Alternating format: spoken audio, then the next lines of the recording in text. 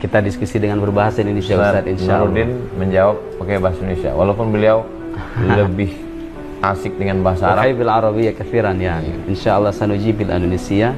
Jadi sebetulnya bermazhab itu intinya kalau mau kita sederhanakan, itu hakikatnya kita sedang mengikuti Al-Qur'an dan Sunnah melalui ulama yang lebih terpercaya dan lebih paham agama ini ketimbang kita. Pandang yang keliru di luar sana, seolah-olah kalau kita mazhab Asy'ari, ngapain mazhab Asy'ari? Mazhab Syafi'i, ngapain mazhab Syafi'i? Mending Al-Qur'an dan Sunnah. Enggak. Al-Qur'an dan Sunnah itu tidak mudah dipahami oleh akal kita yang terbatas. Perlu kaidah, gak cukup dengan terjemahan saja. Terjemahan Al-Qur'an bukan Al-Qur'an. Terjemahan, sepakat Ustaz. Terjemahatul Qur'an laisat Qur'anan, bukan Al-Qur'an. Al-Qur'an nazala bilisanin Arabi mubin, bahasa Arab.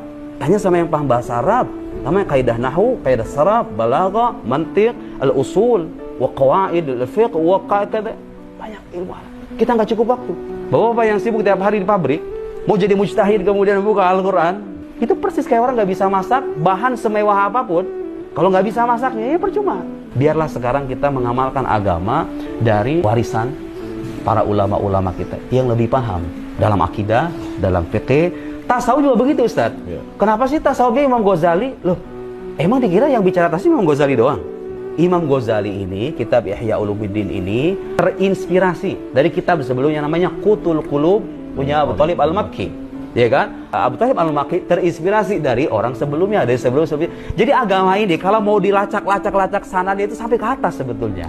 Tasawufnya, akidahnya, fikihnya, sanadnya itu di keutamaan min khasais hadhil ummah sanad.